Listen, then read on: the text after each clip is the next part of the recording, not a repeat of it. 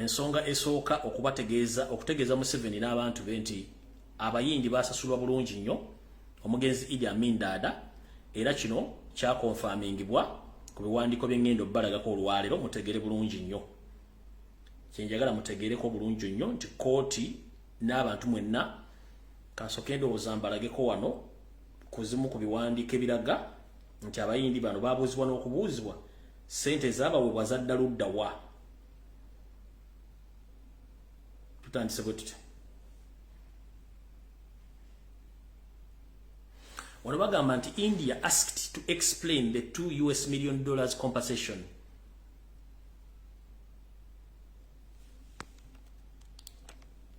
Wamunachira basimanyi.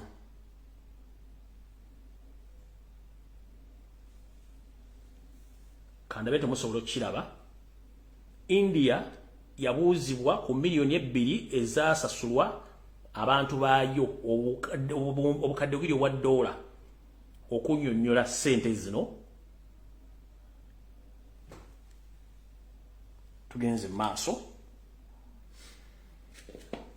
Kati mwenna Museveni bakeera okulimba nti Amini obufuzi bwe tebwali butuufu era tebubalibwa, era naza n'abayindi abo ebintu byaffe ng'agamba nti abayindi basasulwa.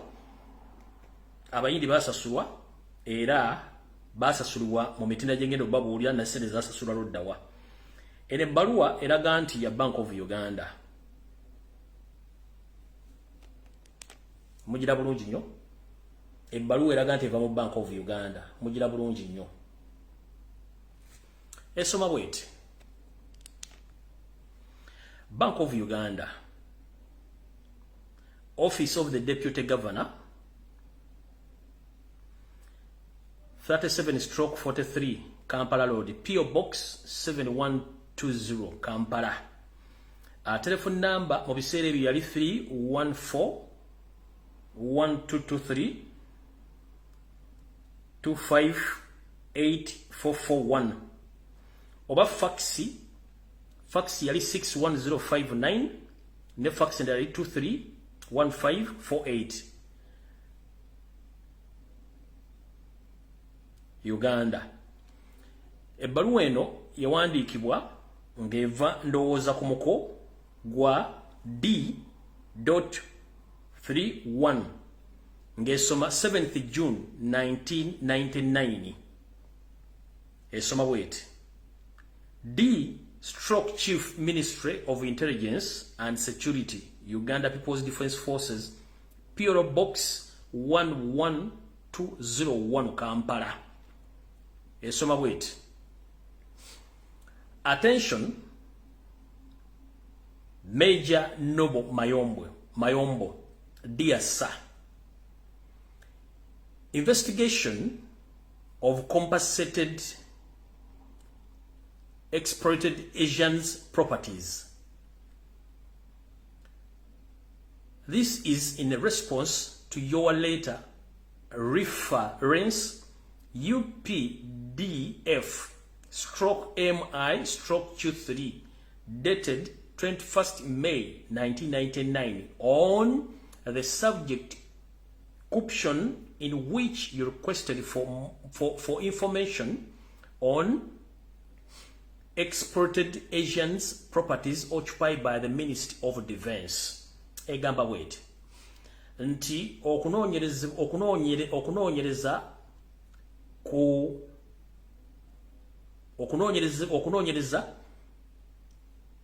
kukulirira kw'abayindi eri ebintu byabwe. Mukuddibwamu eri ebbaluwa eno ku nnamba y'endagiriraga omuko eri ekitongole ekye UPDF, Uganda People's Defense Forces, ng'ennaku z'omwezi 21 omwezi ogwokutaano 1995 ku nsonga eno wammanga eyasabibwa okufuna amawulire agakwata ku bayindi n'ebintu byabwe ebyali bitwaliddwa era ebirimu ekitongole ekya Ministry ebyokwerinda. Tutambula bwe tuti. Since the Bank of Uganda cannot ascertain the properties occupied by the Minister of Defense, we are sending 2 lists of properties that were compensated through British High Commission and UNHRC as follows. Bagambye nti nga bwe kiri nti ekitavu kya Uganda tekisobola kulaga oba tekyabwa bintu embudde kulaga ebyobugagga oba n'ebizimbe Ministry y'okwerinda byetuddemu ate ng'ebintu bino byasasulibwa gavumenti ya Uganda nga bayita mu embassy ya Bungereza n'ekitongole eky'amawanga ag'ebweru amawanga ekitongole kikwasaganya ku bantu abanoonya obuddamu ekya UNHRC nga bwe kigobererwa wansi wano wammanga. Bagamba bwati a list of Asians whose properties were exploited in 1972 to 1973 and were fully compensated. Nolwelukangagga lw'ebintu olw'ebintu by'abayindi abaali baagobwa mu 1972 kutuukira ku 1973 era mu bujjuvu bwalwo be bano abayindi abaasasulibwa. Mu kawaayiro ak'okubiri, location of the properties for each individual. Katundu mbakana kulaga nti ekifo ewasangibwa ebyobugagga bya buli muntu yenna kwabo abayindi abaagobererwa. Mu katundu mbako okusatu kagamba the amount that was compensated, ensimbi ezasasulibwa ku buli muyindi yenna. Akatundu mbako okuna the date of the compensation, ennaku z'omwezi okwasasulibwa ensimbi ezo. Nkyali ku bbaluwa eno. Our records indicate that 67 British Asians were paid through the British High Commission, while the 344 stateless Indians were compensated through UNHR. Bagambye nti ebiwandiiko bye balina biraga nti abayindi nga baali bayindi abalina obutuuze bwa Bungereza baasasulibwa ensimbi zaabwe. Abayindi 67 abalina obutuuze bwa Bungereza baasasulibwa ensimbi zaabwe nga bayita mu kitebe kya Bungereza mu ggwanga erya Uganda. N'abo abayindi 344 abaabalibwa nti baali tebayina buvo na buddo, abayindi bano baasasulibwa nga bayita mu kibiina ekikwasaganya abanoonyi b'obuddamu ekyensi yonna ekya United Nations Human Rights ekya UNRCR. The compensations were for stocks, buildings, with amount paid. Location of those properties clearly indicates bagayuati nti okusasulibwa kuno kwali kutunuulizibwa mu maali emaali gye muyita stock stock eringanga emaali gyoba nti babye maguzi, ebizimbe, ensimbi ezasasulibwa n'ebizimbe oba ebizimbe byabwe oba ebintu byabwe ebyali bimaze okulambikibwa obulungi webiri. It has not been possible to determine the exact dates when those payments were made. Wano bakugamba nti tebasobola kulaga butya ennaku entuufu abantu bano bwe baasasulibwa ensimbi zino. Tugenze mu maaso. As for those who were holders of Indian passports and therefore went to India, we are unable to provide their names and list of their properties. Nti eri abo abayindi abalina passport ezibalaga nti baali beva buyindi bo nga ziraga nti bagende buyindi, tebasobola kuba nti bafuna ebibakwatako ebituufu n'amannya gaabwe n'ebyobugagga byabwe. Ne bagamba we however have evidence that the compensation to those individuals where government to government arrangement. Bakugambire wankubadde ebyembasomedde waggulu byaliwo. Naye era Bank of Uganda n'ekitongole ekikwasaganya ebyensimbi mu Uganda kirina obujulizi nti abayindi abo basasulibwa ensimbi zaabwe muntu ku muntu nga bayita mu gavumenti ya Uganda nga bakolagana ne gavumenti ya Buyindi mu nkola gye bateekawo eyali ey'omulembe. Ne bagenda maaso ne bagamba pre to compensation, an Indian delegate led by MRGS Mehta visited Kampala in October 1975 and examined the items were left behind by the Indians nationals, and those included buildings, plants, machineries, Uganda government, stock blocks, account, insurance claims, and social security fund. Bagambye bati nti munteekateeka eyo eyali y'okusasula abayindi nti omukungu eyasindikibwa ekibinja ekyakulibwa omwami ono gwe bayita AJS Mehta yajja mu ggwanga lya Uganda mu Kampala mu mwezi ogw'ekkumi mu 1975 era n'anoonyereza kintu ku kintu ebyalekebwa emabega abayindi sekinoomu omuli ebizimbe, omuli ebirime, omuli ebyuma, era Uganda government nenoonyereza ne ku byamaguzi byabwe, ensimbi ezaali zikwatiddwa ku bittavu byabwe, insurance nazo ezaali zibanjibwa, n'ensimbi ezaali mu kittavu ekyabakozi. Ebbaluwa bwete bwesoma mumpulirize bulungi nnyo. Ono njagala kwabya Museveni kati. Ebbaluwa egenda mu maaso bulungi n'egamba the delegation held discussion with the Ugandan government on the claims, and they agreed that some of Yugi shillings, Yugi things, milioni zali milioni 13,415,414 n'obusente obugwamu obwenkana ebitundu 65 was a mutually satisfactory settlement as compensation for the assets left behind, and that it be paid to Indian government for disembodiment of claimants.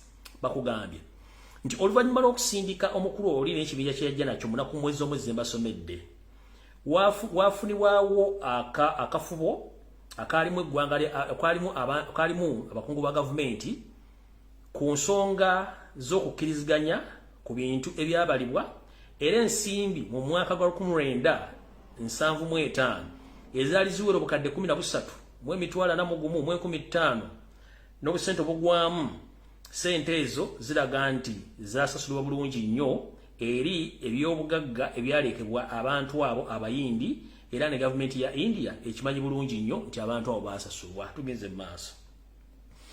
This amount was converted into the United States dollars with a check of $1,622,114 n'obusente obuli mu siringi 6 ez'Amerika.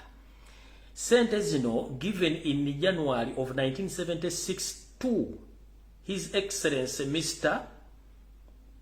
Bipimpal Dash, Deputy Ministry of External Affairs, Indian government by the President of the Uganda, Amin Dada. Details as to who benefited were not valid to us, but we believe this can be obtained from the Indian government. Bakugambye bati nti ensimbi zino zakyusibwa ne ziddizibwa oba zavungirisizibwa ne ziddizibwa mu nsimbi ez'eggwanga erya Amerika ku cheke oba empapula esasulibwako ensimbi zino kwakyusirirwa. Sente zino zavaamu akadde kamu emitwalo 6,27 mu 2017 zigwamu, ng'ensimbi zino zaweebwayo ku nnaku zaweebwayo mu mwezi ogw'olubereberye mu mwaka 1976 nga zino ensimbi zaweebwa ow'ekitiibwa Mr. Bipimpal Dash ono nga yali amyuka minisita akwataganya ku nsonga za internal affairs ku nsonga ez'omunda mu gavumenti ya India. Era kino kyakolebwa yaliko omukulembeze w'eggwanga mu kiseera ekyo omugenzi Idi Amin Dada. The details as to who benefited were not available to us, but we believe this can be obtained from the government India government. Bagambye ebisingawo ku nsimbi zino nabaani abaafuna tuyinza okuba tetusobola bikuŋŋaanya essaawa zino nga tupinaawo, naye tulina okukkiriza nti ensimbi zino zaafunibwa era tusobola okufuna ebikwata ku nsimbi zino nga tubuuzizza gavumenti ya Buyindi. Attachments, please find the two lists. Refer to the one for the 67 British Asians and other for the 344 stateless Indians. Yours faithfully E. Lule, Deputy Governor wa Bank of Uganda. Onayinza okuba akyali wesimanyi wabize mbuyagezi kunta simanyi.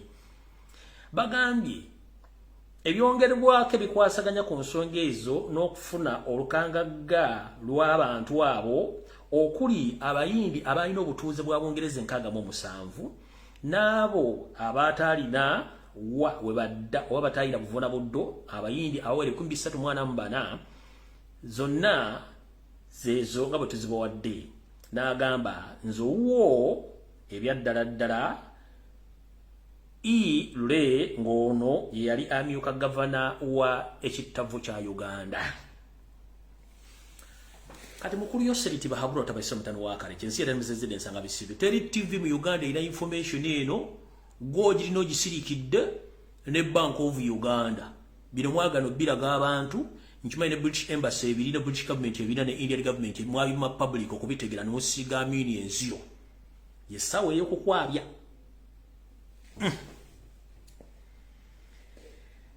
kati olukala luno nyizo obutalusoma ddumalayo ngenda soka ddubalaga ngenda soka ddubalaga lona buli okamutegeere kuba kuliko amanya g'omuntu kuliko tawuni poloti buloko road shillings value in Uganda ne mu US dollar kati kansoke ndubalage Museveni omanyi weekaza sibayamula zenkala lezo zizo zili stamped kuliko Bank of Uganda zona zili stamped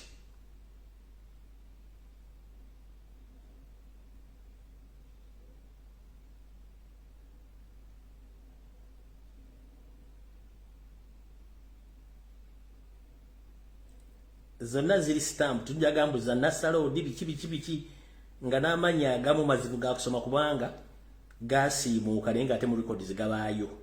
Museveni oziraba seko kati omusajja guwavuma teyasoma teyakola ki yasobola okusasula ebintu bino kati kansoke nzire okema begana amanya agamu gano gayinza obutaba mangu ga kusoma olw'ensonga nti agamu gasiimuuka naye katusoke tusomeko kamatono nnyo tuyinza okugabuuka mukko kati nga bwe basomedde bagamba name of the client town plot block road shillings value US dollar in value kuliko asooka namba emu the give vig ono webugiri ku block oba ku plot 35 yafuna omutwalo gumu mu 5 eza Uganda ze dola mbiseera ebyo 1,205 ompulira bulungi oyo omu yafuna omutwalo gumu ogwa Uganda n'ennusu 5 mu biseera ebyo dola yali omutwalo bagubalamu 1.250 ndoza 1,205 biseera by'amaanyi biseera zizali z'amaanyi tugenze mu maaso kwaliko ku PAL ole yali bugiri block 1 ono yawewe 3,000 eza Uganda zizali dola 375 kuliko de give era yona asoose yayina tawuni Bulofa plot 11A to 12C block 103A oluguudo balulaze ono yafuna emitwalo 11 mu 165 ne bamuwasereza America zali siringisi omutwalo gumu mu 14 mu lukaaga mwana mu mukaaga oyo kwaliko Allah Vijay Busembatya block or plot 25 wano block C yafuna emitwalo 212 $12,000 mu 705 ebintu bino biwanvu sijja tuyinza no bisoma ne Yesu n'akomawo nekyo mmanya nti olukala luno lwonna in fact kyengenda okukola ayinza okugamba nti tebiri legit eno Bank of Uganda ngenda kuz'omwezi 1995 Director Trade External Debit yiyo stamp mugira bulungi nnyo ayinza okugamba mwana byasoma asoma bifu yiyo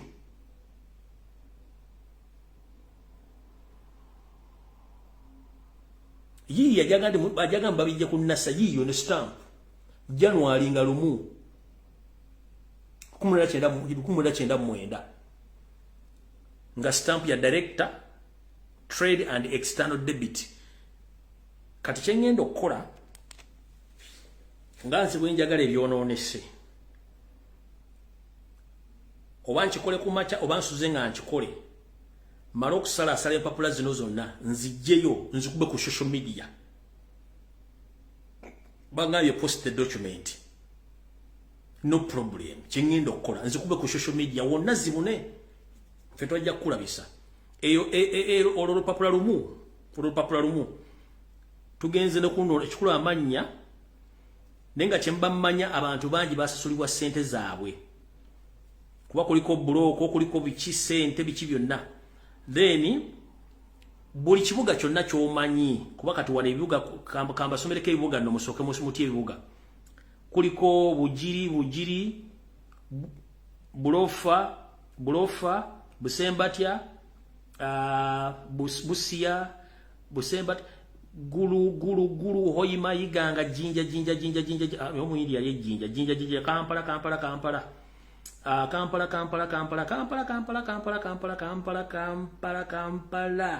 Masaka Mpigi Masindi Kabale Mbale mama mulimu solo TV kibyo ndanga mu kimayibo ngenda bita kale miseveni odilingene sinze sigera kulekana ngenda bita kati ne tugenda wano eri abayindi nga bo bali ne byamaguzi byabwe ne byamaguzi bino babisasula sente na Amin byamaguzi babisasula sente kati manuku kuba yindi abafuna sente nga ziyita mu kitongole kiri ekya United Nations kuliko serial number properties former owner value ne shillings zino zimu poloti Kampala singi guraka bamusasule mali ye emitwala na 415 mu 933 Modern Africa Wear ono yali ina company bagita Modern African Wear abali bagikoledde mu information mujimanyi no company mujimanyi eno waliwo poloti 19 Cooper Road Provision Store yafuna emitwalo 815 mu mukaaga n'obusente bugwamu bali bagita Provision Store tugenze ku plot 3 transport load Alua yafuna emitwalo 16 yafuna emitwalo 16 mu bina ono ye walwa then plot 14 16 Commercial Street Masindi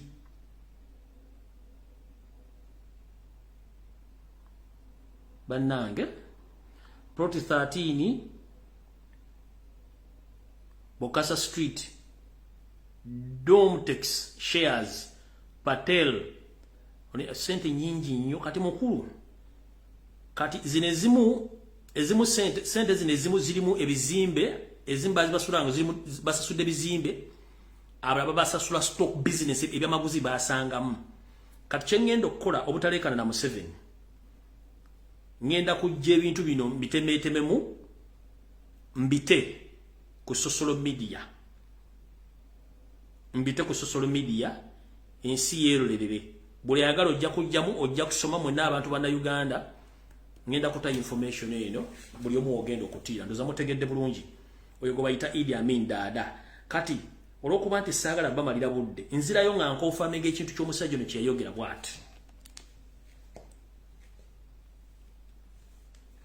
Can you repeat your question? Yes, with pleasure. We have seen pictures of you applauding the flogging of policemen. We have seen and heard stories, many of them, which are all validated, of thousands and tens of thousands of Asians being evicted from your country. You took their property, you didn't pay them. Is that your wave of the future? Is that all the love you're mentioning all this time? I think you believe in rumors, and some of this picture, it is not might be from Uganda. Yeah. I think the people whom I sent away of the British citizens, they were controlling 99 economy of Uganda, all business, industries, and everything. And on top of that, I requested them when I took over in 1971. The power was handed over to me by the members of the armed forces. I asked them to apply for Uganda citizenship. They refused. And they control 99% of the economy. And the whole money they are getting, they don't bank this money in Uganda. They bank this money outside Uganda.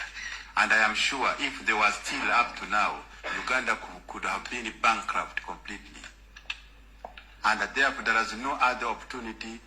The only opportunity was to take that decision for the interest of the people of Uganda. And then I took that decision, but I said that I will pay the compensation, and which I have written to the whole government concerned. I'm sure the United States, I have already paid them cash, and I have written to government of United Kingdom, and the discussion is going on.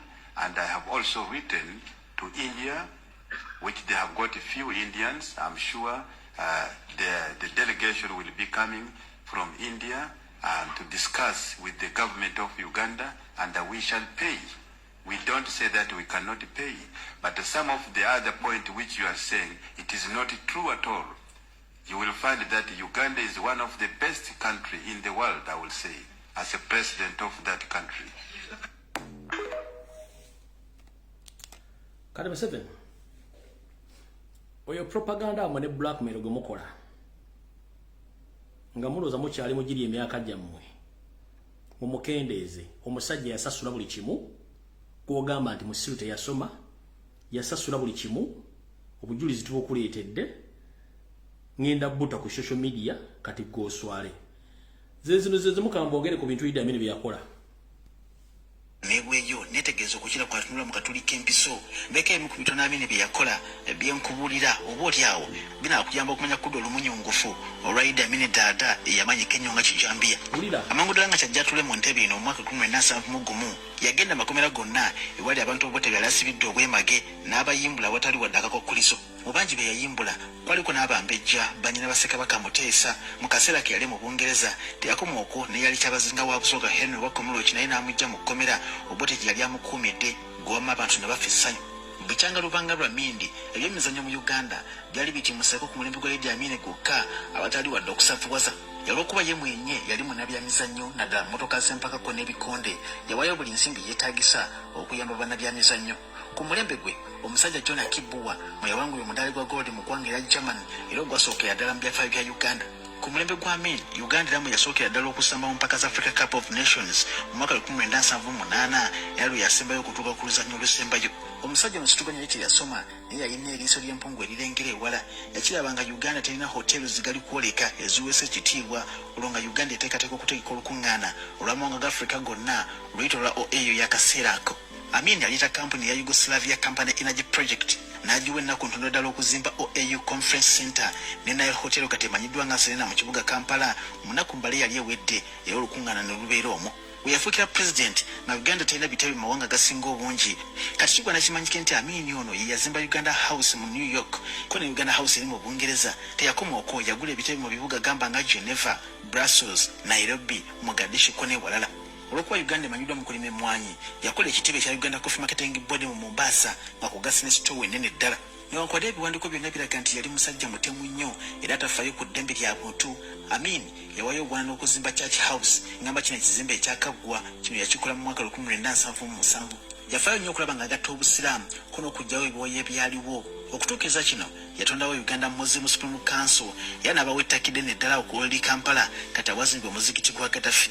Situganya Pawoshi yali amanyi ku byanfuna mu kaweefube w'okusitula ebyenfuna by'eggwanga. Idi Amin Dada ye yasooka okutondawo kampani y'ennyonyi z'eggwanga wansi wa Uganda Airline Corporation oluvannyuma lwa East African Airways okugwa.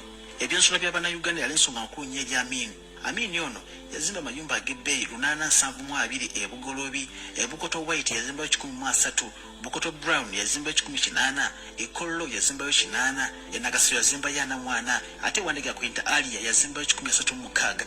Kuraba omufuna mpola yagenda tuwafu Makindi n'azimba ennyumba 5 nga kwogase n'emulago songa yavira mu buyinza ng'abaze enteekateeka z'okuzimba amayumba abalala gamba ng'ekawempe Mutundwe nga kwogase ne Kansanga. Amin yakimanya nti oluli bwola amafuta ne gabula mu ggwanga lyonna kali asima ky'oyinza okuyita etterekero ly'amafuta gaggadde ejjinja era nga lyali likiri obunene mu Afrika yonna.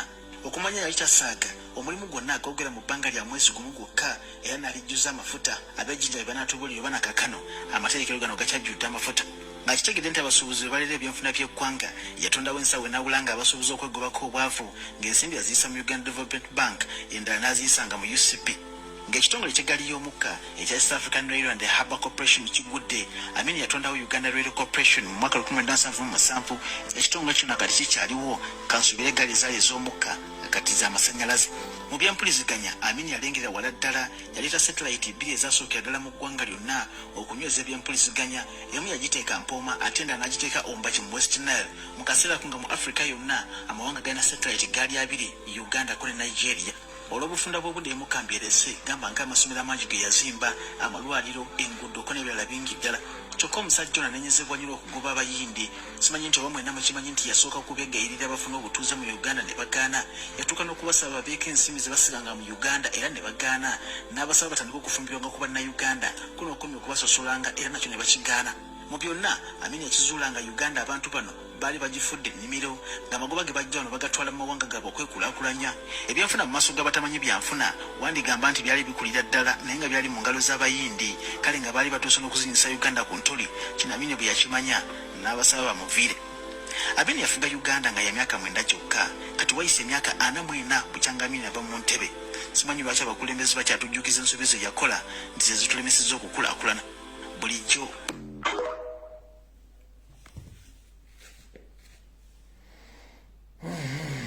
Byonna Amin bye yakola mu 7 yabitunda. Byonna yabitunda byonna.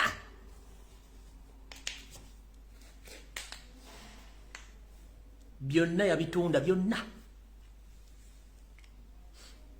Oyo boy abakubanga kuva mu 1977 yafuga Uganda nakati. Singa Uganda temanya America, singa temanyi Bungereza, singa temanyi Yasasula mu Dubai. Ono kyali singa yaliwo. Kati kambawo Genesis katonyo musoka mu 2007. Museveni kenyini mu lugwero yakugamba nti yalwanyisa Amin okuva kule yawamba mpaka lwe yamusuuza omulimu gwe. Museveni yattanga abantu during Amin's regime Samene tukiddamu. Although abantu ba state research agents omuli amama babazi bamuwanga fresh information ne batta abantu okuddugaza erinnya lye. Ekyo Museveni kenyini akikonfessing nti we had to deal with Amin. Ate mwizoga bino byogera sibiriiwo.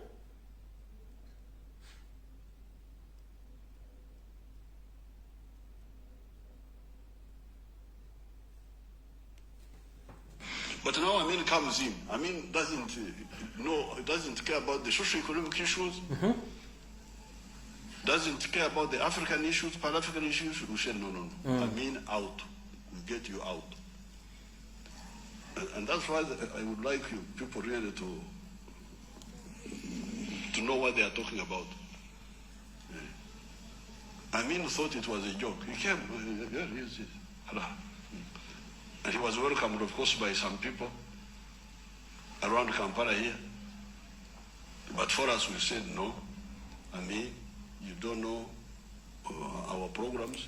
Their program. We shall get rid of you. From the day one. He announced his coup on the 25th of February, of January.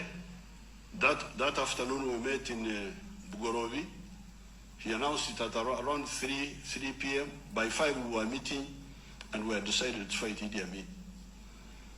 And I spent the 26th of January getting some money from the bank. 27th I entered Tanzania at Murongo in the afternoon, in the night, and our war against Idi Amin started. Nasema kitegedde namusige Tommy yatta abantu akugambye olunaku lye yawamba ku ssaawa zaayogedde